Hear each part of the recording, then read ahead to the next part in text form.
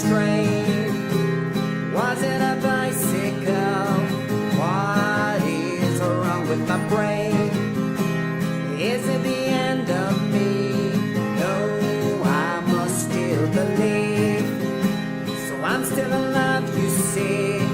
Heck yeah, now I'm on my way. But let's stay focused, there's still a job in hand that we must do. Cameras start to click, we know what creating something new. So go Marty and Sarah and Mark and Matt, Owen, Smitty, McGrinny and Jamie Lane in the Archer County Band. The Archer County Band. The Archer County Band. The Archer County Band.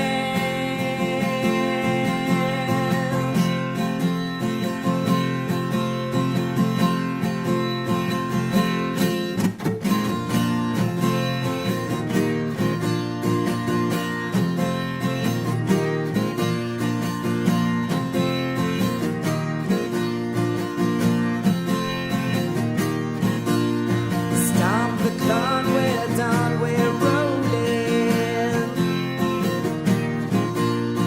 Sound the horn and sing that we are going. 27 hours, that is the time. So let's hop on the bus and let it shine. Shine, shine, shine, shine, shine, shine, shine. Say sha la la la la la la, sha la la la la la la, sha la la la la la la, sha la la la la la la, sha la la la la la la, sha la la la la la la, sha la la la la la la, sha la la la la la la.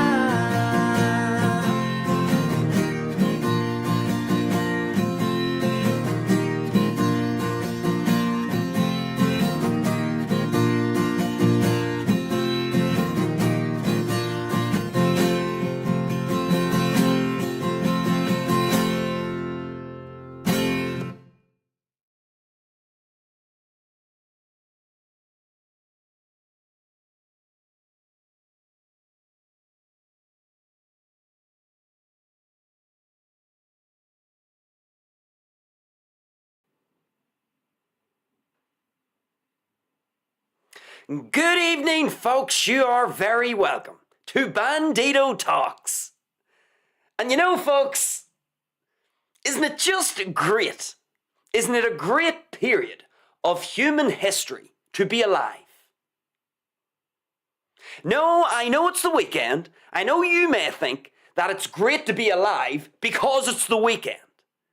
I understand that may be your perspective, but what I'm talking about is this idea that we live in the most brilliant period, the most marvelous period of human history.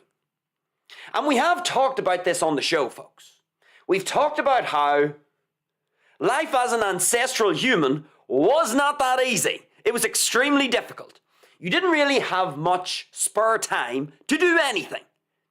You had to get up in the morning, go look for food, forage for food, hunt for food, make sure that you don't get eaten, get a little bit of dreamy, sleepy, nighty, snoozy snooze at the end of the day.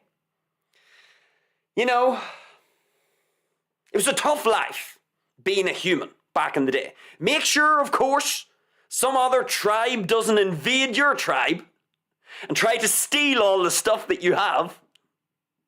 Life as an ancestral human was very difficult, and we didn't live in what we know as modern civilization. We lived in these little groups of 40 or 50 people, foraging and hunting. Everybody was on their feet all day, doing stuff. Of course, we wouldn't know what this is like, folks, because we are completely buffered against the harsh realities of nature. If you live in the West, or pretty much anywhere in civilization on planet Earth, it's probably better than your ancestors. I mean, we have these lovely houses, central heating, supermarkets all around. We don't really have to worry about predators anymore. And even if there are predators around us, we can pick out our gun and shoot them. Well, not in Ireland. You need to think of a different way to deal with the predators. But we don't have predators in Ireland. So, even in the locations where there aren't any predators, things that we would take for granted nowadays, like access to food, access to shelter, on the whole, our existence is not only benign, but there are so many more opportunities that we have as a modern day human because we don't have to spend all of our day hunting for food, foraging for food, looking for water, making sure we don't get eaten, rearing the children. You don't have a lot of spare time. And then, you have to keep your eye peeled for the tribe on the hill. Who knows, they might try to invade you. If you've found a few extra coconuts, they might think, I want some coconuts. We're going to invade. You have to keep your eye peeled for that as well.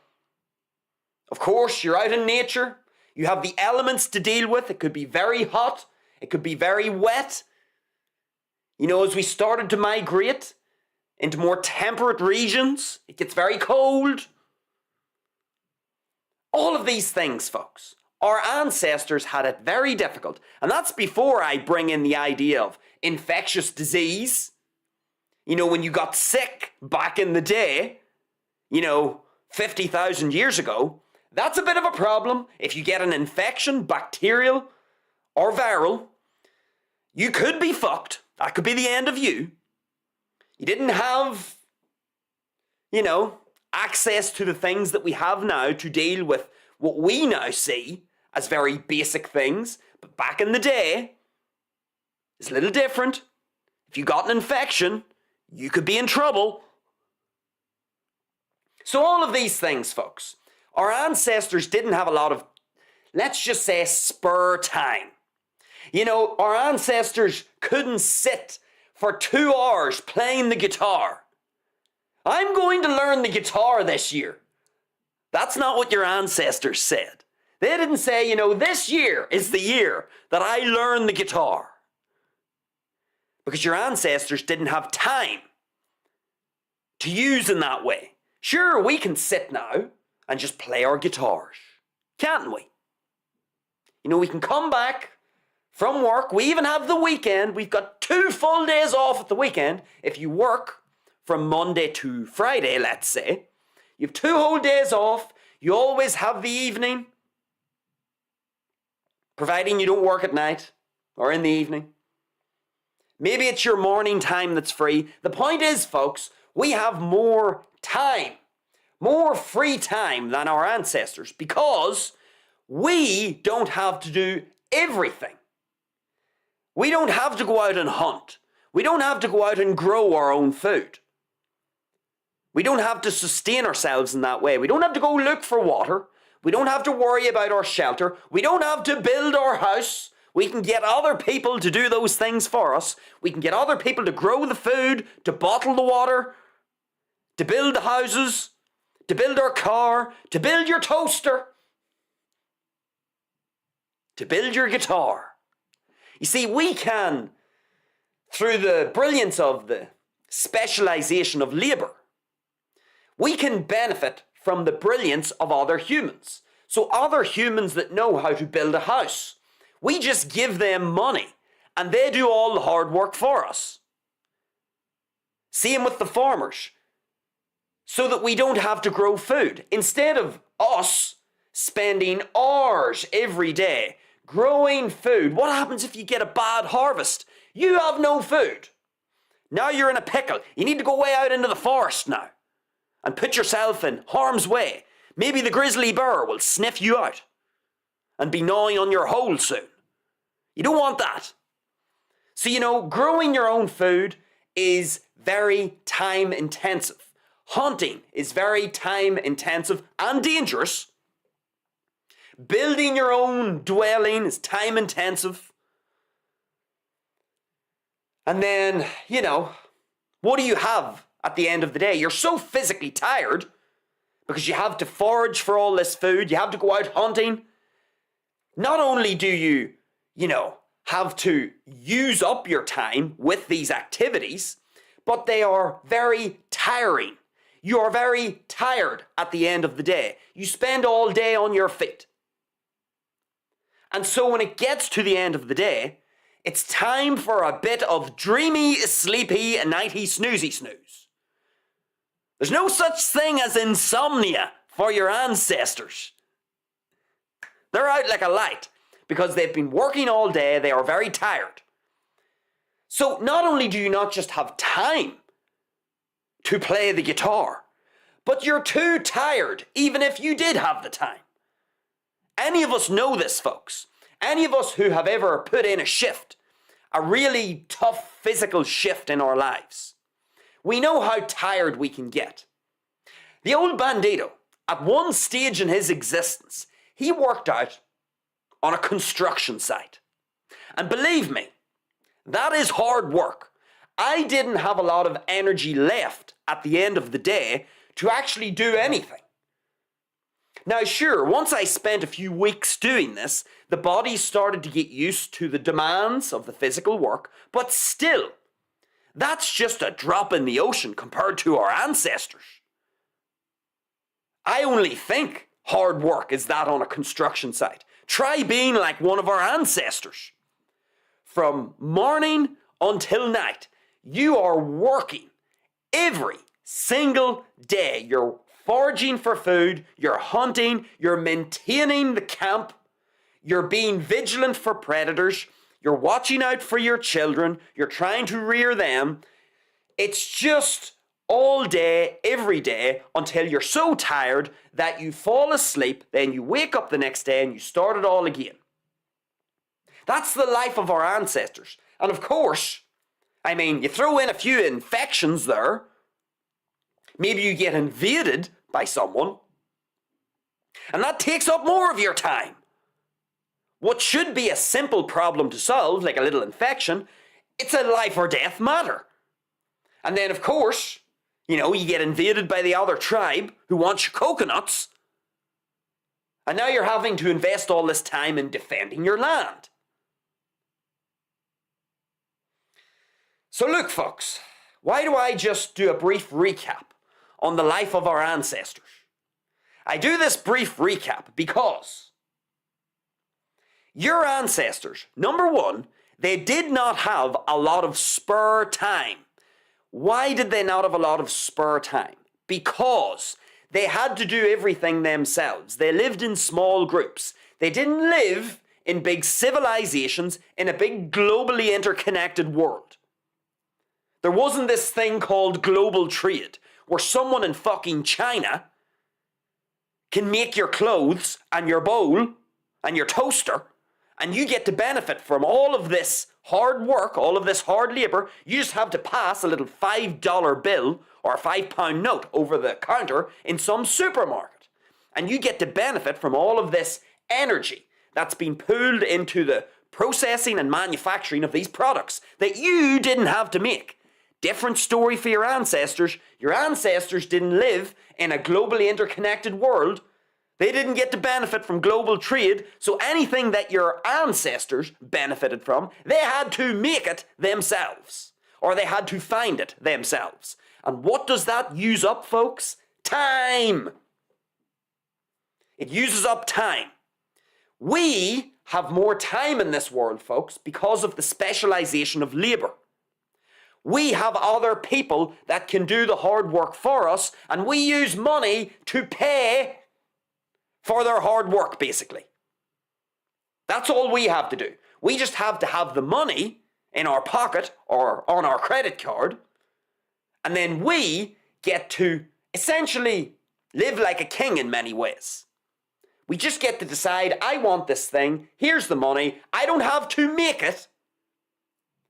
I'm not involved in any way in the manufacturing of this thing that I want, but I get to benefit from it. Did I make this camera? No. Did I make this laptop? No. Did I make anything in this room?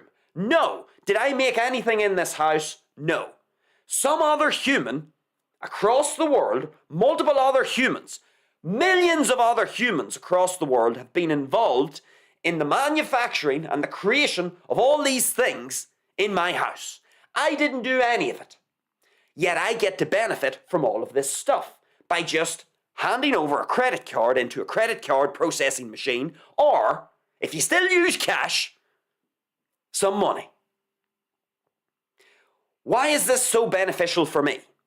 It's so beneficial for me because this specialization of labor, people who specialize in making laptops, people who specialize in making cameras, or the parts that make up laptops and cameras and houses and clothes and coat hangers and doors, specialization of labor, all of these other humans across the planet that are involved in the creation of all these little parts that come together to make a laptop, I get to benefit from all of this. And what does this save me? It saves me time.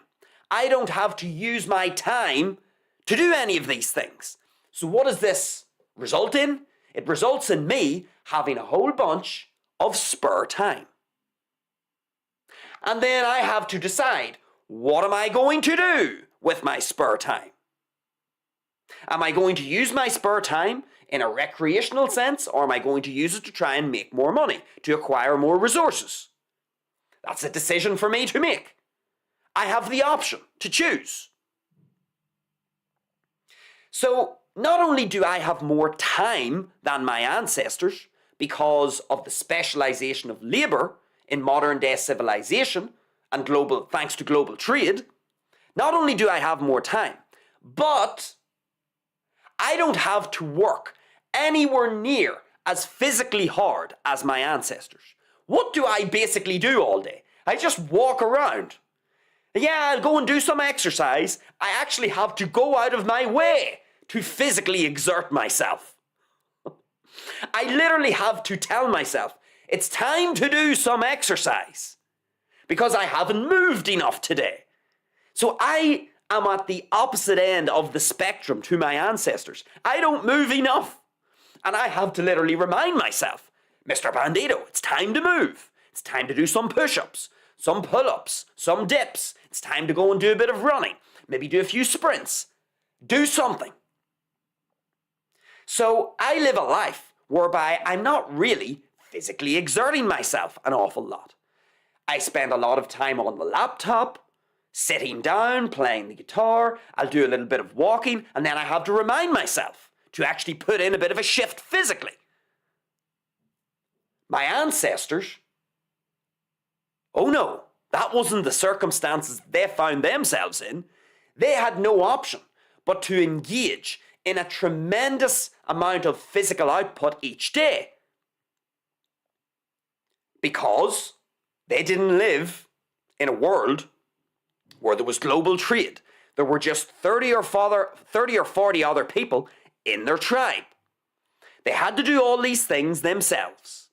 They had to forage, they had to hunt, they had to maintain the entire tribe themselves. Everything they acquired, any resource that they acquired, was through their own hard work. You couldn't, go to China and outsource your hard work and your labor so that somebody else out there could do it and you could just pass across a little, £5 note. You can't do that if you're our ancestors. You have to go do it yourself. You have to cooperate with other people in your tribe and you have to move your muscles. You have to engage in muscular contraction. Muscles need to be contracted. Your ancestors had to contract their muscles a lot more than you and I. You and I, we have a lot of the muscular contractions done for us. Somebody else in another part of the world does the hard work for us, and we use money to benefit from their hard work. Trade. Global trade. It's great. But what does this mean? Because we don't have to contract our muscles as much as our ancestors, it means we don't use as much energy as our ancestors. So it means by the time we get to the end of the day, or as we proceed throughout the day, we aren't as tired as our ancestors. So not only do we have more spare time, but we are also, on the whole, not as physically tired as our ancestors. And this is a beautiful combination, because it means we have spare time, we have spare energy, because that's what happens, folks. When you're not working as hard physically, you have a surplus of energy. So we have spare time, thanks to the specialization of labor. We have spare energy, thanks to the specialization of labor and modern civilization, meaning we don't have to work as hard physically. So with all of this spare time and spare energy, this surplus time and surplus energy, we, as modern day humans, have a decision to make, don't we, folks? We have an option that our ancestors did not have. We have an option. And the option is, how am I going to use this surplus time and this surplus energy? What am I going to do with it? And this is where our show comes in this evening, folks. Because I read an article today, and it made me laugh. I laughed. I was down in the library, and I read this article online, and I thought I have to do a show this evening. I have to do a show and talk about this. So I read this article, and it's talking about disability allowances or disability benefits. So disability benefits. People who are disabled are entitled to benefits. So I was reading this article, and I read the headline, and then I read the first paragraph, and that's when I started to laugh. I laughed in the library. I thought it was funny. I'm going to read a little bit of the article out to you about disability benefits in the UK. So I'll read you out the first bit, and I'll try and keep it together so that I don't laugh too much. And then we're going to talk about these disability benefits in the UK, how the Britons are using disability benefits, and we're going to extract an important lesson here. So let me read you out the article first. Let me see. Where's our article? This is from the Telegraph, this article. And here's what the headline says. The headline says the following. More than 100 people per day awarded benefits for anxiety and depression. The UK spent £4 billion on disability welfare for mental health problems in the last financial year.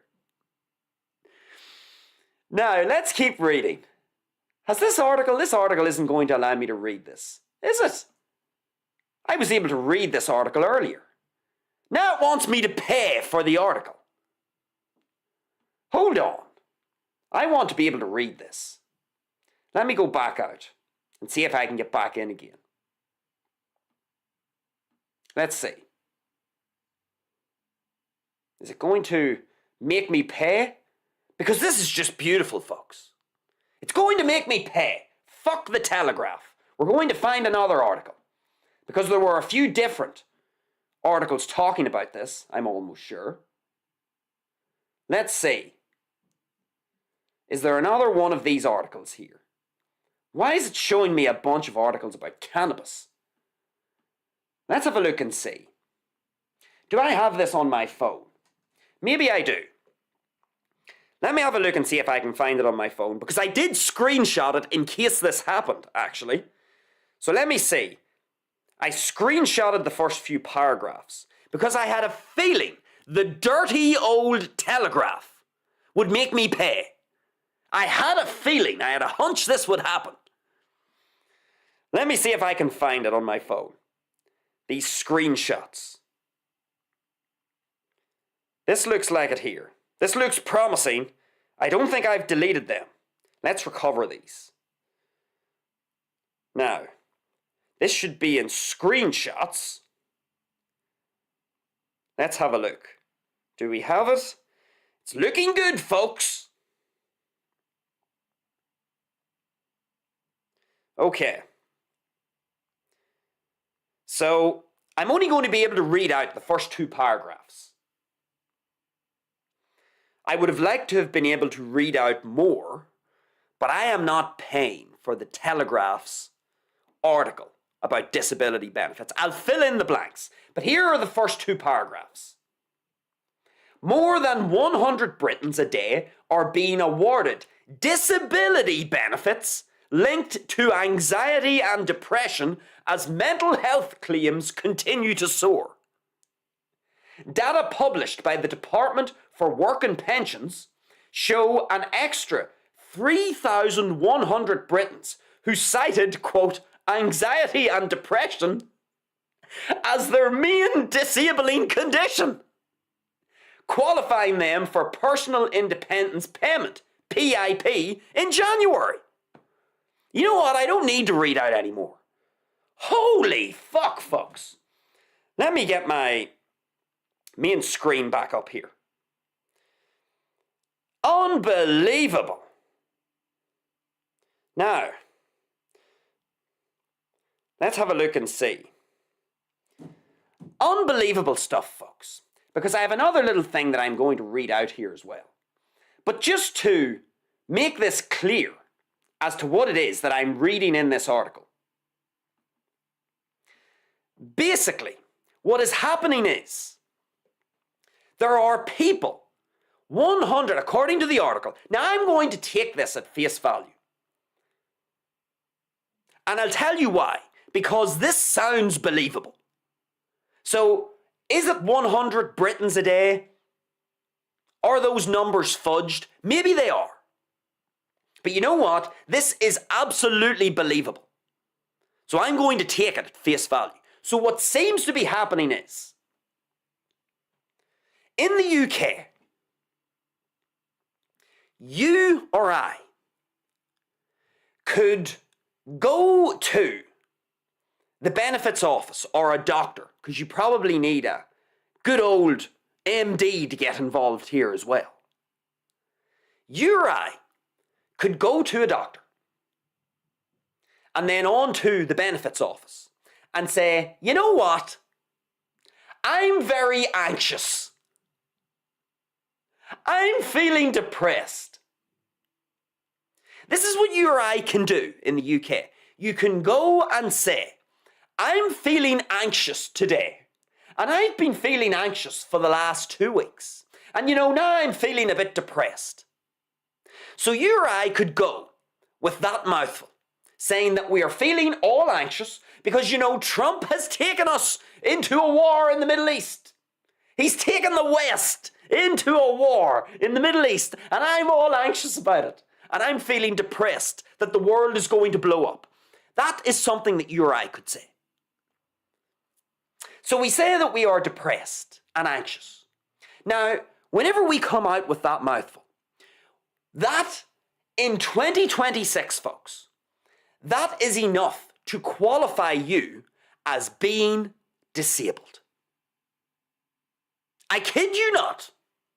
In 2026, you can say that I feel anxious, and that qualifies you as a disabled person. And then what happens when you qualify as a disabled person? What are you entitled to? Disability benefits. And let's have a wee look here and see just how much money you can make by saying, I'm anxious. That's all you have to say. All you have to say is, I'm anxious. Go to the doctor and say, Doc, I'm feeling anxious. I'm a bit depressed. And you now can qualify as a disabled person. Because, when you're anxious and depressed, that is, of course, a perfect definition of being disabled, isn't it, folks? When you feel anxious, that makes you a disabled person, doesn't it? 2026. You can be disabled by simply saying that you're anxious. Now, once you are disabled, of course, you can go in and say that I'm entitled. I'm owed money through disability benefits. And the reason why I'm entitled to this money is because my anxiety is not allowing me to search for work. My anxiety puts me in a disabling condition whereby I can't work anymore. I just can't concentrate. I'm depressed. And now I'm disabled. I'm psychologically disabled and I can't work. And so as a result of not being able to work, I am entitled, as a disabled person who is anxious, I am entitled to money via disability benefits. Let's have a look and see how much someone can make across a week or a month when they are disabled as a result of being anxious. Let's have a little look and see. So, Personal Independence Payment, PIP. You can make £110 a month. You can then go for some universal credit, also referred to as limited capability for work-related activity, and you get an extra £423 per month. So now we're up around over 500 quid a month. And then, you can go for something like disability living allowance for adults, and that gets you, another £110 as well. Now we're up to 600 quid a month.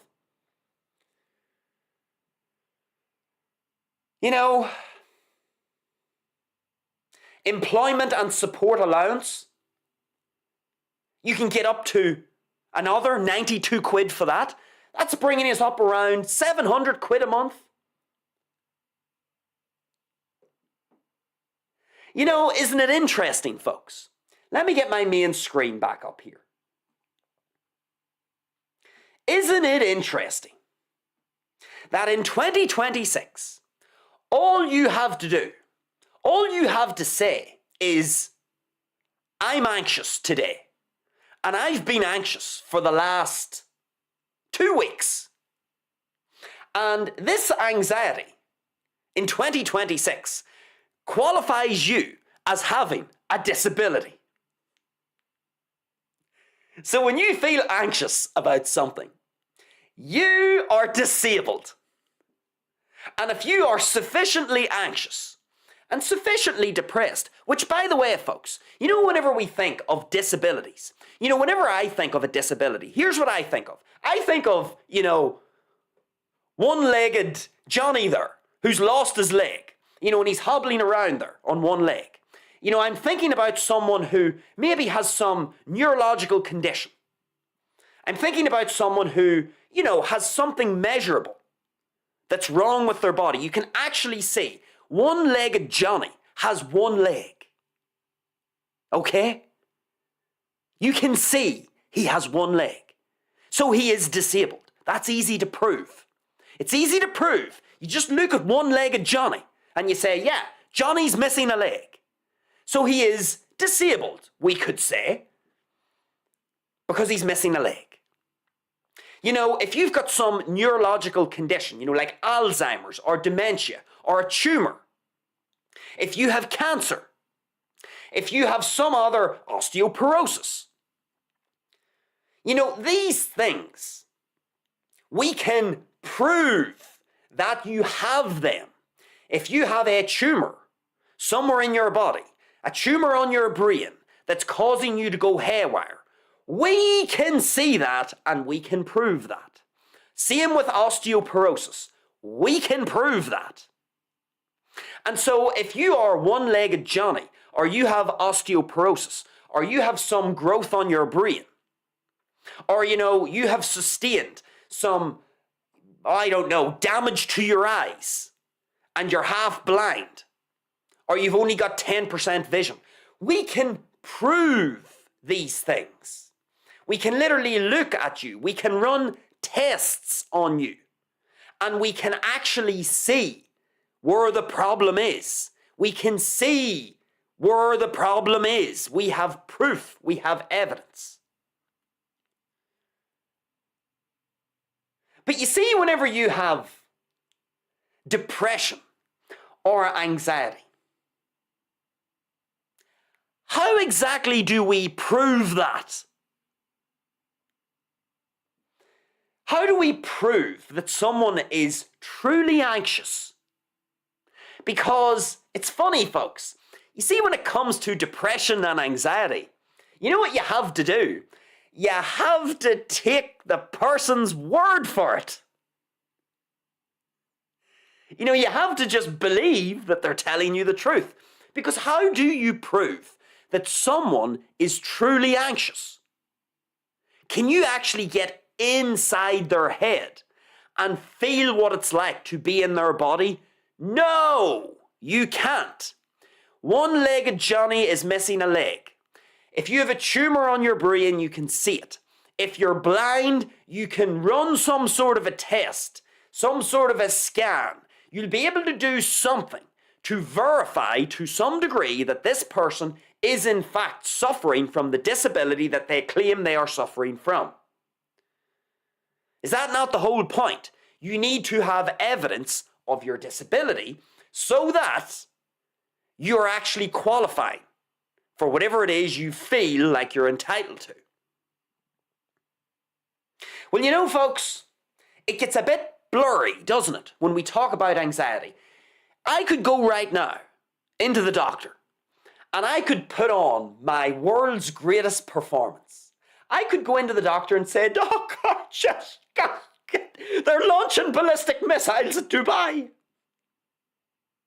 The drone strikes in the Strait of Hormuz. The Donald has made me depressed. I'm so anxious. I think the world is going to implode." How exactly does the doctor prove that I'm truly anxious? How does he separate the act from what is actually happening in reality? If I go in there and I put on a good show and say all the right things and present as an anxious, depressed person, how does anybody know that I'm telling the truth or telling a porky pie? Nobody knows, is the point. So here's the funny thing. And you may be thinking, what has this got to do with that big splurge at the beginning of the show about our ancestors and all of that? Well, here's the thing, folks. What did I say in the first 25 minutes of our show? What do you have now? What are the two things that you have now that your ancestors didn't? Can you remember 15 minutes ago? What are the two things that you have that your ancestors didn't have? Let me remind you, you have a whole bunch of spare time relative to your ancestors, and you also, number two, have a whole bunch of surplus energy that your ancestors also didn't have. So you, in 2026, you have more time than your ancestors, and you also have more energy than your ancestors for the reasons that I've already talked about. And so what did I say? I said that you now have a decision to make as a modern day human. You have to decide, well, Lord Jesus, what am I going to do with this surplus time and energy? My ancestors didn't have this, but what am I going to do with it? How am I going to use this surplus time and energy that modern civilization affords me? Why did I set out the episode like this, folks? I set it out like this because over 100 Britons a day, and I absolutely believe this. I completely believe that it's 100 Britons a day. I'm actually not surprised it's more. 100 Britons a day are deciding, with this spare time and energy that I now have in this life as a modern day human, in modern day civilization, I, as a modern day human, with all of this spare time and energy, I am going to willingly qualify myself as a disabled person, saying that I'm anxious and depressed so that I can get disability benefits from the government.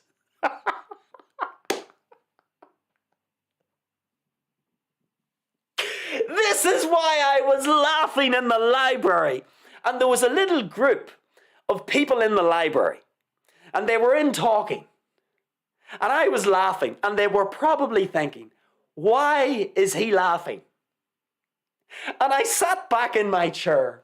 I sat back and thought, you know, here we are in 2026, the best time ever in human history to be alive.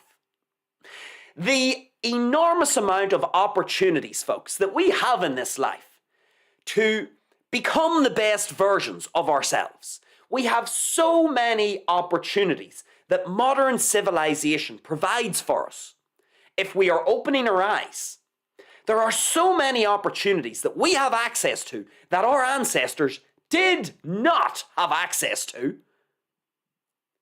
There are so many ways in 2026 to maximize your genetic potential, whatever genes, whatever genetic hand you've been dealt. In 2026, it has never been a better time in human history to make the most of your own genetic gifts, let's say. You've never been better placed to become your best version of yourself, given your genetic strengths and limitations. It is a marvelous time to be alive. And I know there's a war going on in the Middle East. I understand all of this. But folks, let's be realistic. If you have any understanding, if you have any understanding of what it was like for your ancestors 50,000 years ago, you will have an enormous amount of appreciation for the period of human history in which you find yourselves. You will have so much gratitude for what it is that you have access to in this life and for the circumstances that you find yourself in and the opportunities that you have at your disposal to become your best version, to maximize your potential. That's all we can ask for in this life, folks, because we do. We all have our genetic strengths and limitations. I'm 5'7". I'm a minion. I'm not very tall. 5'7". That's just my genes. That was the genetic hand that I was dealt. Now, in 2026, it literally doesn't matter if I'm 5'7". It doesn't matter. I can do something in this life independent of my genetic limitation when it comes to my height.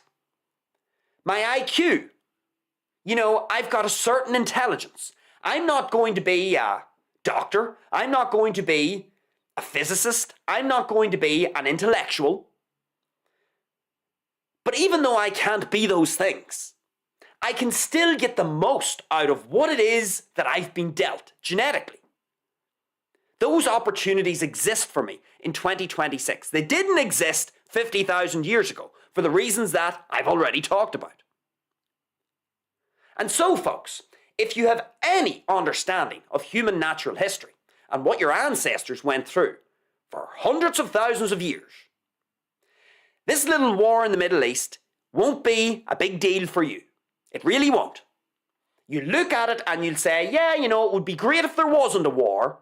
There's a bit of unnecessary, you could say, unpredictability and chaos, which, if you listened to the Bandido show over on Rumble yesterday, you will realize that even when there's unpredictability and chaos, there are still opportunities. If you've got your eyes open and your ear to the ground. It doesn't matter what's happening in the world, folks. Modern day civilization is constantly offering you opportunities. In comes one opportunity, out goes the next. It's like trains or planes docking in at the airport. When one plane comes in, another one goes out. Out, in, out, in. Planes are just coming and going. Think of opportunities in life like planes at an airport. One opportunity, sails out into the distance. Okay, you've missed that opportunity, but in comes another.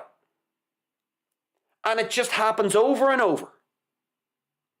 Life is full of opportunities. And in 2026, there are so many of these. There are so many ways for you to get the most out of your genetic hand that you've been dealt.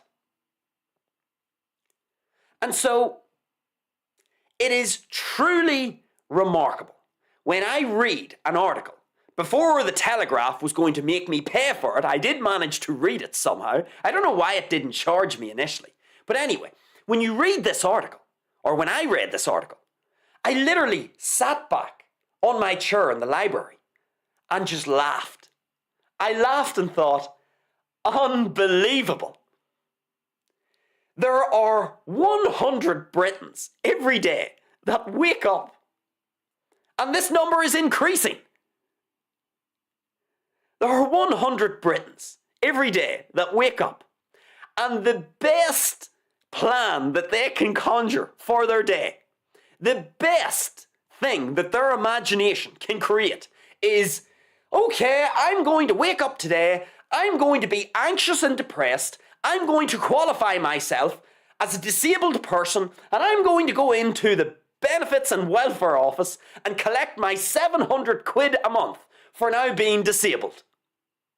No, I'm not going to go out into the world and try and be valuable to other people. I'm not going to try and enhance my skills, become educated, try to find legitimate purpose. No, I'm not going to do that. I'm just going to wake up.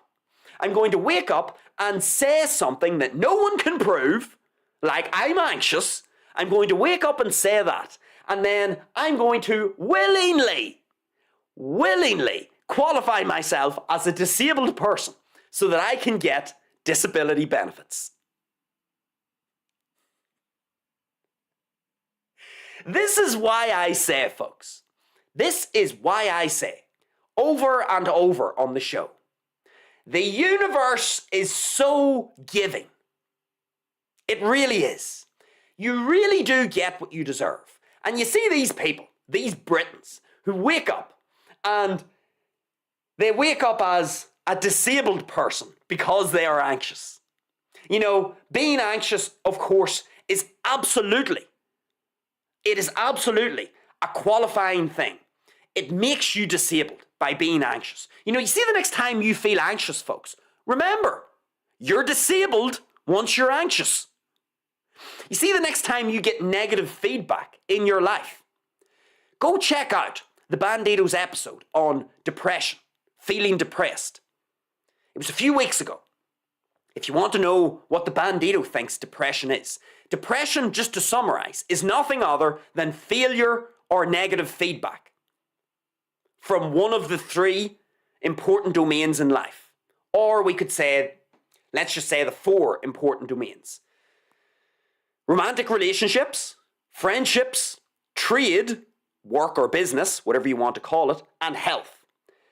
If you get negative feedback in any one of those four domains, romantic relationships, friendships, trade, also known as work or business, and health, If you get negative feedback or failure feedback in one of those 4 domains or in multiple domains, that will cause you to feel some degree of depression. The greater the negative feedback, the greater the depression. That is all depression is, folks. So see, the next time you get negative feedback and you feel a little bit depressed, which is completely normal and natural, it's a completely normal and natural thing for your brain to do. When you get negative feedback, your brain understands that it needs to send you a signal to say, hi, Pete, you see what you did there? You see your strategy for life? It ain't working. So I'm going to give you a feeling, a signal of depression so that you realize that you're failing at life. If your brain did not give you that signal, then you, being Pete Pete would be walking around unaware that he is failing at life, unaware that his strategy for life isn't working. Depression is normal and natural. It's a natural feedback mechanism to tell you if you are either winning or losing at life, basically. If you are losing at life, in other words, you're getting a whole bunch of failure or negative feedback, then your brain will give you a feeling of depression so that you realize that you're losing. If you don't realize you're losing, how do you make adjustments? How do you conjure up a different strategy? How do you buck the trend? You can't unless you get feedback. And depression is a natural feedback mechanism. That's all depression is. It's not some mysterious disease that falls out of thin air and just contaminates your thinking. So you know what, folks? See, the next time you feel anxious, which is normal, or you feel depressed, which is normal, just remember, you're disabled. You're disabled. You're a disabled person. And you know, what's the lesson here, folks? Well, the lesson is, and this is very straightforward. It goes without saying, folks, if you wake up like one of these 100 Britons every day, if you wake up and the best that you can think of is, I'm going to go to the doctor and go into the benefits office, qualify myself as a disabled person so that I can get disability benefits, if that is what your plan of action is for this life, well, please remember, the universe will be very giving for you. You will get what you deserve. And you see, when the big 12-foot pole is making a beeline for your arse, and it's about to insert itself up your arse, you deserve it. Because if that's the way you're going about your existence, you stoop so low.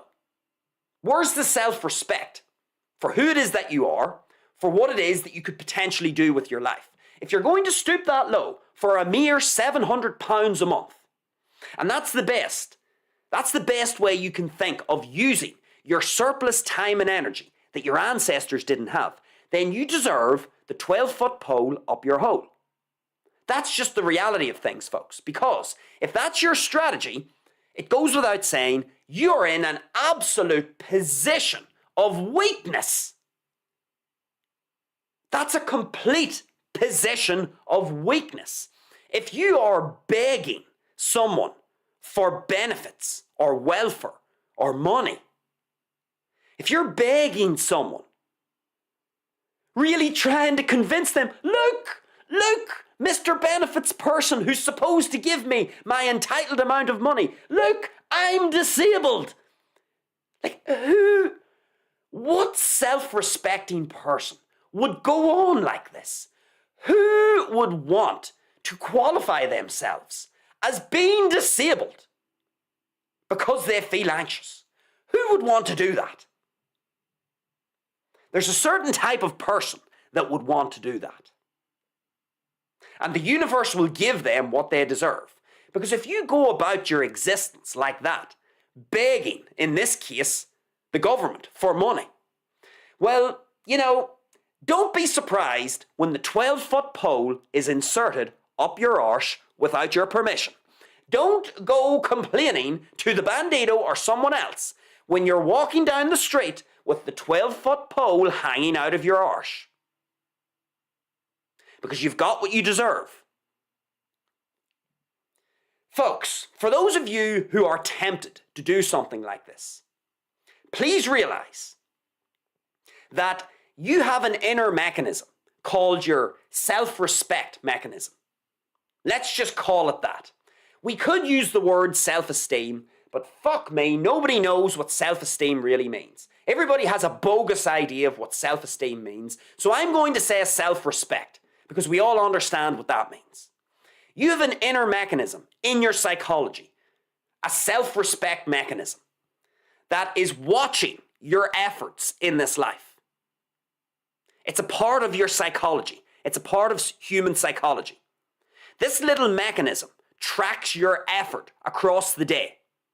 And what it does is it will either reward, well, let me put it this way. This self-respect mechanism will give you feedback according to how you have acted throughout the day. This little piece of neurological tissue in your brain that's responsible for analyzing your own effort will do this every day. And if your self-respect mechanism thinks that you are not giving your best, and if it feels like you are cutting corners, and if it feels like you are cheating, if it feels like you're being lazy, and you're not getting the best out of yourself, you know what your self-respect mechanism is going to reward you with?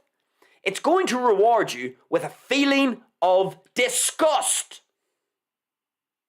You will feel disgusted at yourself. You will feel like a sellout. And in your brain, you have got this self-respect mechanism that's literally tracking. It's tracking your efforts throughout the day. It's tracking to see, have you given your best today? It's not worried about the outcome or the result. It's only worried. It's only concerned about your effort. That's it. And this is why I use the term self-respect, because these people who go to the benefits office declaring themselves as being disabled, thinking they are entitled to disability benefits, that's the best use of their surplus time and energy that they can think of. You see these people, they have no self-respect for themselves. And they must have a funny looking psychology. Because, you see, if you are tempted, let's say you're looking at these people and you're thinking to yourself, this isn't fair. These people are going to the doctor. They're getting this note from the doctor saying that they're anxious or depressed. And then they're getting this disability allowance money. This isn't fair. I'm going to do this now. Folks, do not fall into that trap. Do not compare yourself. Do not compare yourself to these idiots who are going for this money. Don't do that. Don't stoop to that level. And the reason why I would encourage you not to stoop to that level is because your brain, folks, has a self-respect mechanism that is tracking your efforts throughout the day. It's tracking your efforts to see, are you investing honest, diligent time and energy into a worthwhile process? It is literally tracking your performance. It's tracking your effort.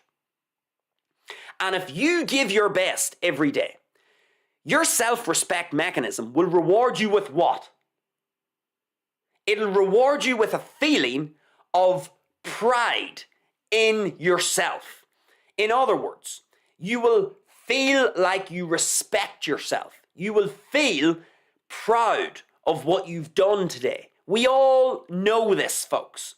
Whenever we've had a very productive day, when we've helped other people, when we've been of value to other people, when people see value in what it is that we are doing, and we are getting feedback, not just from other people, but getting feedback from our own self-respect mechanism, that we are investing good effort and energy into a process. That feedback of pride makes us feel good. It makes us feel good about who it is that we are and what it is that we are doing.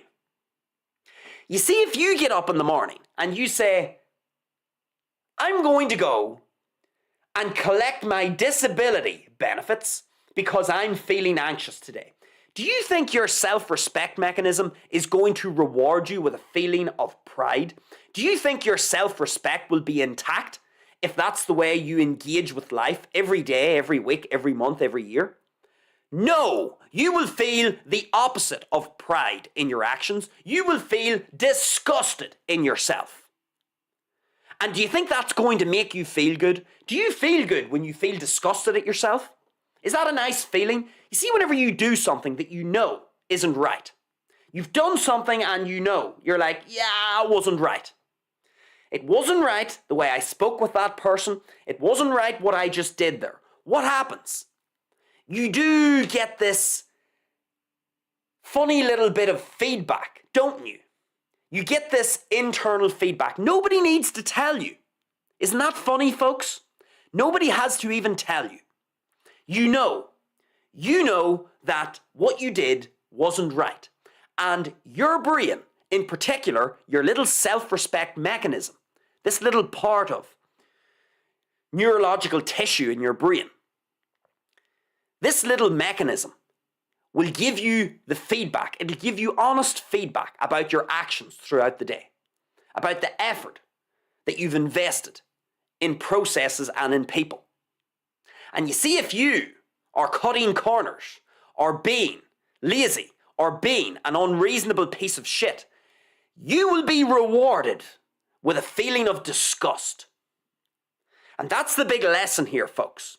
You see these 100 Britons, when they wake up each morning, isn't it a sorry state to be in? I actually, in some ways, I feel sorry for someone who has a mind like that. I mean, it just must be terrible, horrendous, to wake up each morning with this surplus time and surplus energy that your ancestors didn't have. Isn't it a sorry state to be in that you, as a human, in modern day civilization, with all the opportunities that you have to make yourself the best version of yourself, isn't it just a sorry state that some people find themselves in, that the best that they can think of, the best thing that they can think of to do with their surplus time and energy is to qualify themselves as being disabled and go and pick up their disability benefits? Isn't that just a deplorable state to find oneself in? And the lesson here is, folks, you may be very consciously aware that other people are doing this. You may know people who are literally like parasites. They head over there every day and they feel like they're entitled to stuff. For no reason. They don't provide any value to society. They don't provide value to anyone. They just wake up and they think, I'll think of a way to get money without doing anything. I'm feeling depressed and anxious, and I'll go in and I'll get my sick note and I'll get my disability benefits. Don't be tempted to stoop to that level, folks. Don't be tempted to do that. I know it's tempting. I know you see other people getting away with it. You look at them and you say, that's so unfair. They get 700, potentially, £700 a month extra for doing fucking nothing. Nothing. They literally do nothing. They are anxious and depressed. I'm sure they are, because of course it's really easy to prove that, folks, isn't it? Mental health. Yeah, you'll be watching these people. We all know a few of them, folks. We've all seen a few of these people. And you know, it's very tempting, isn't it? It's tempting to say, you know what? I'm going to do that. You know, they're doing it. They're getting away with it. They get their £700 extra a month. I'm going to do that. I could be doing with that money. But you see, folks, that's the lesson here. That is the lesson that we want to learn. As amusing as this story was when I was reading it, there's a really important lesson. And the really important lesson here, folks, is you need to understand your own psychology. You need to understand that in your brain, you have active tissue that performs the function of what we're going to call a self-respect mechanism. This self-respect mechanism is analyzing very carefully your actions every day and your effort. And if you do a good job every day, if you wake up every day and you give your absolute best, you put in your best effort, and you really try to become the best version of yourself every day, and you work diligently towards something in a process that's worthwhile, your self-respect mechanism will reward you with a feeling of pride. In other words, you will be given this feeling of pride and feeling proud of who it is that you are, what it is you stand for, what it is that you're doing. In other words, you'll have your self-respect completely intact. And the beauty of this, folks, is the beauty of the self-respect mechanism in your brain is that it doesn't care about the outcome. It doesn't actually care whether you succeeded. All it cares about is your effort. Effort, effort, effort. It just wants to see you trying. It just wants to see you trying your best. And if you try your best, you will be rewarded with self-respect, also known as pride. You will be proud of what it is that you did across the day, across the week, across the month, across the year. And when you have that feeling of pride, that gives you a tremendous sense of well-being psychologically. You feel good. You feel good in yourself. You don't feel like you're cheating. You don't feel like you're cutting corners. You don't feel like you're selling out. It's a good feeling, folks. We've all felt it before. We've all felt that feeling of pride when we've done something good, when we've invested diligent effort into a process. We can sit back at the end of the day and we can literally feel that inner feeling of, yeah, that felt good. I feel proud of what I did today. I feel like I respect my own actions. I respect myself. I have my own self-respect intact. Even if I didn't get the outcome that I was looking, I still feel proud of what I did. And that's the lesson. These other people who are going to pick up their disability benefits because they're feeling anxious or depressed, let them do it, folks. The universe, please take solace, take comfort in the fact that the universe is very giving.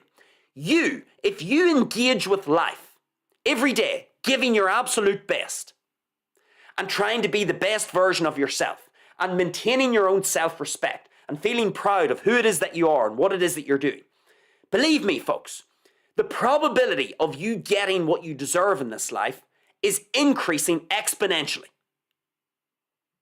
It really is. The universe is very likely to give you exactly what you deserve for your efforts. You will be rewarded by the universe. Always remember that. You see these other people, there will be, folks, a 12-foot pole heading right for their arse. Now you see, when the 12-foot pole heads for your arse, because you are actually diligently putting in effort every day and doing your best, there's a good chance that you're going to, if you're paying attention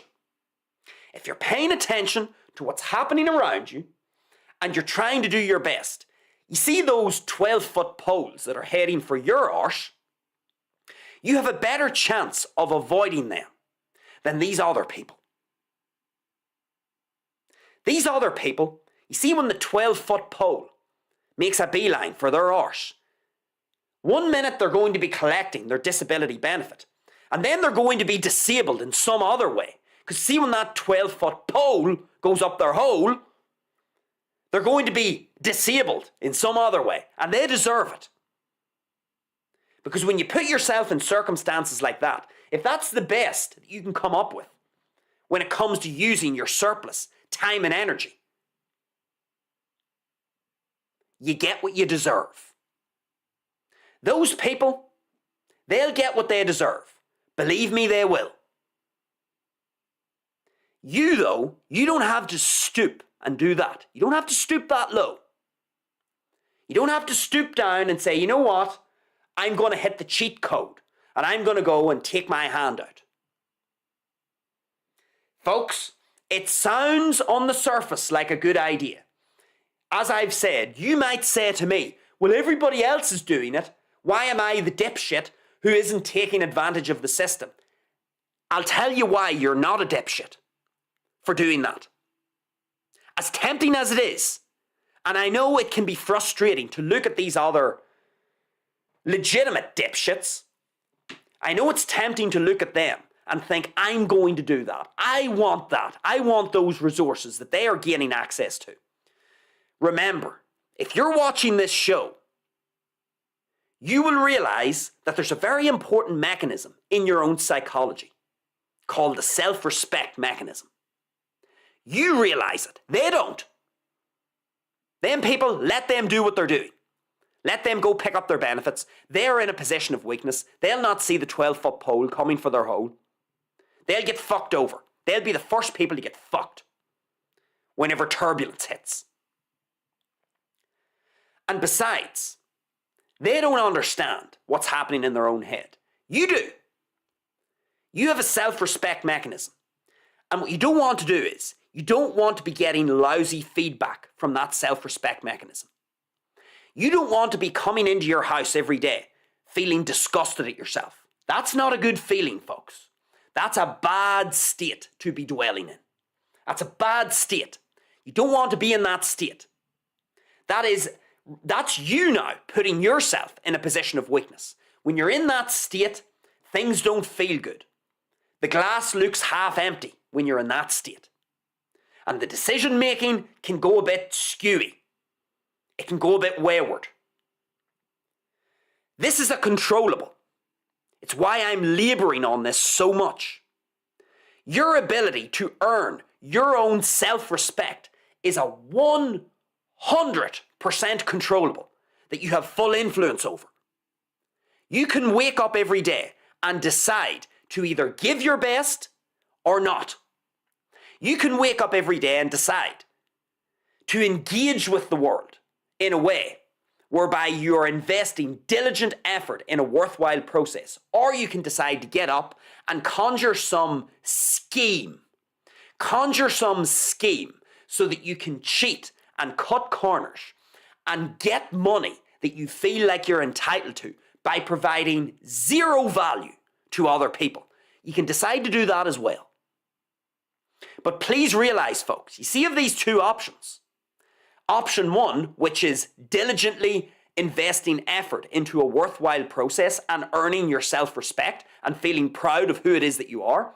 That's option one. You see option two, cheating, cutting corners, and essentially labeling yourself as a disabled person just so that you can get a handout.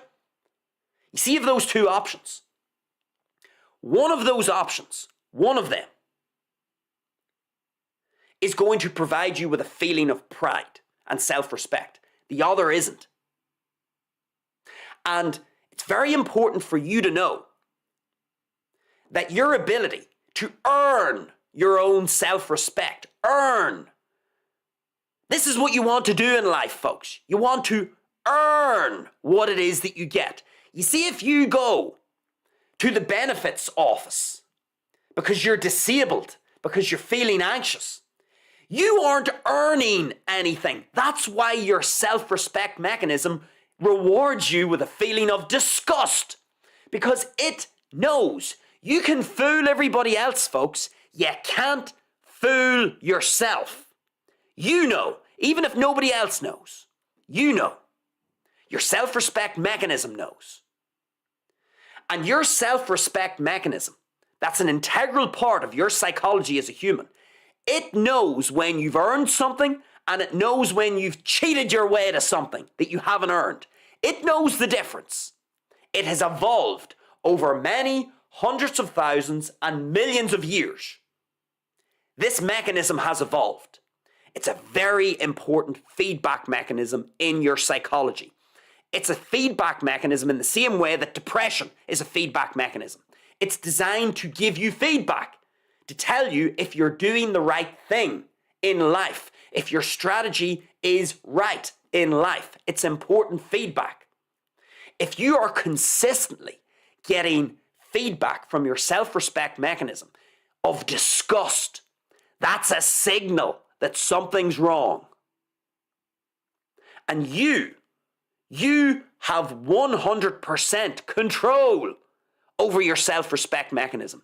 Believe it or not, it is literally a controllable. How beautiful is that, folks?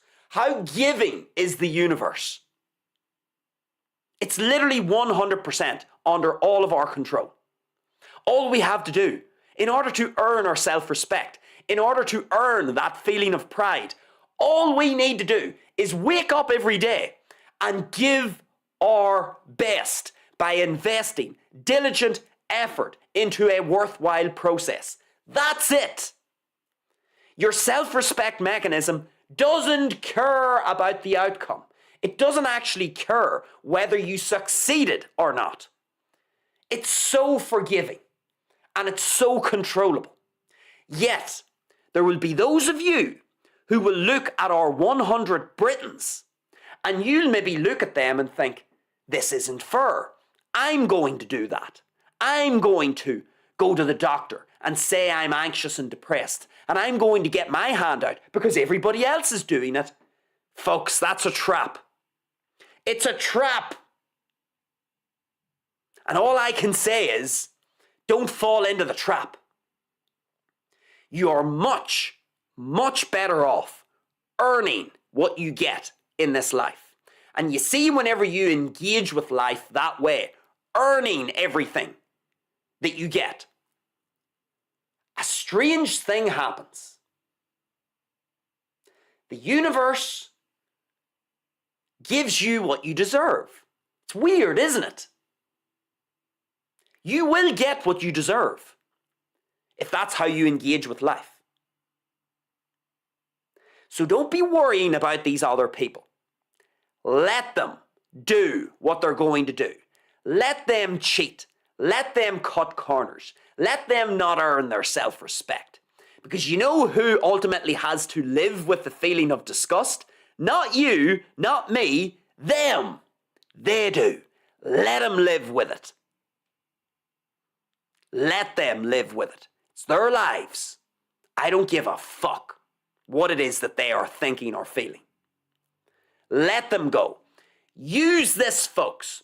You see, this idea of being anxious and depressed as a little gateway for you to qualify yourself as being disabled so that you can get disability benefits and your little handout. Use this as a test, folks.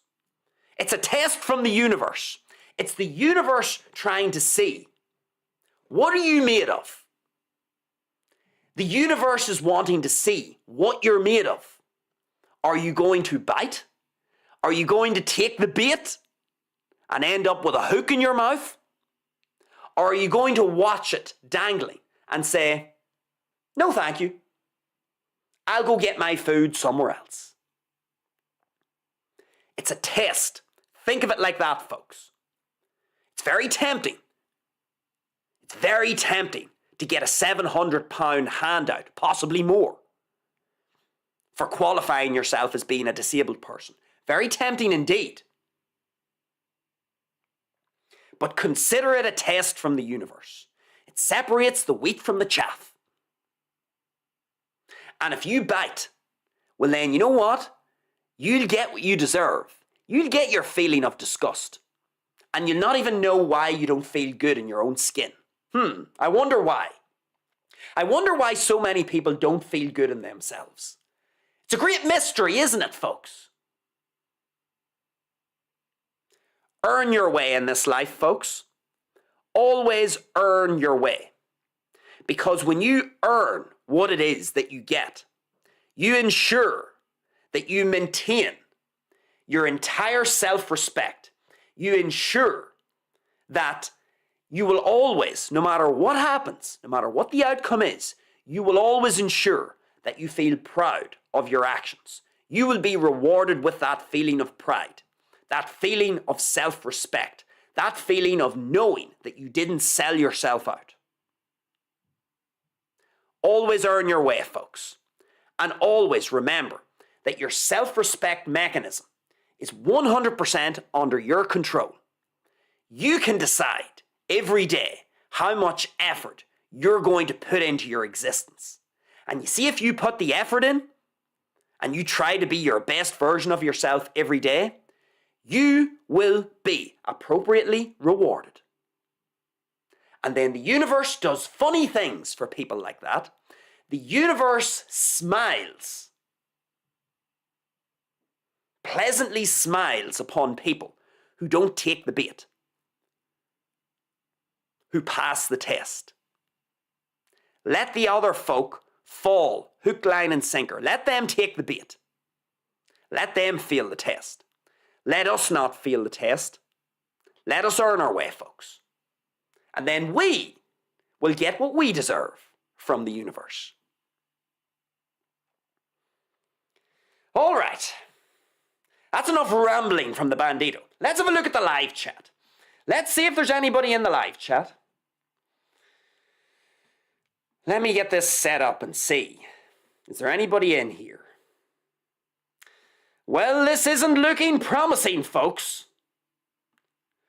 It looks like we've got a blank live chat. Rambling into the abyss. Well, folks, let me put it this way. If you are watching the live show on the replay, feel free to give us a thumbs up. Feel free to give us a like. Again, get down into the comments. Let me know what you thought about everything that we talked about. Important stuff, folks. There is a lesson in this comedy gold. Let me know your thoughts and insights down in the comments section. And then finally, folks, if you like in general what we do here at Bandido Talks, then feel free to subscribe to the channel here on YouTube. We are live throughout the week on Universal Bandido Time, UBT, which means the Bandido does his live shows on the days that he wants, at the time that he wants. Universal Bandido Time. You'll have to subscribe to be notified of any of our upcoming live events or video uploads. So hit the subscribe button if you like what you're hearing. And I would finally add, use the scrolling black banner below. You will see a little web address to take you over to Rumble. Bandido Talks is also live over on Rumble. We do different live shows over on Rumble. It's more US-based political content. So if you want some political content, head over to Rumble.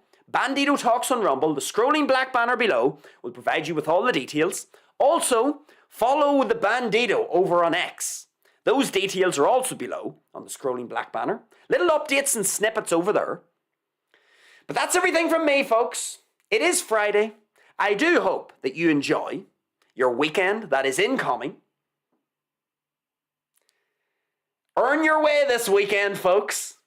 Earn whatever it is that you're going to get this weekend. And then I'll be back next week for more live shows. Keep an eye on the channel. We've got a whole bunch, folks, of new content dropping. We've got our lessons in nature. I've got a new series coming your way as well. A new series called Streams of Thought, where the Bandido just takes his little camcorder, he sits somewhere and just starts to talk about stuff. It's not even that structured. Streams of Thought. Keep an eye out over the weekend. I'll be dropping the first episode of our Stream of Thought. Streams of Thought series. That'll be dropping over the weekend. Some good stuff coming your way, folks. Lessons, of course, to be learned. Subscribe to the channel. You'll be notified of all of those uploads. But anyway, that's everything from me, folks. Enjoy your weekend. Enjoy the rest of your morning, afternoon, evening, the rest of your day in general. With all of that said, it is over and out this evening on YouTube from the Bandido.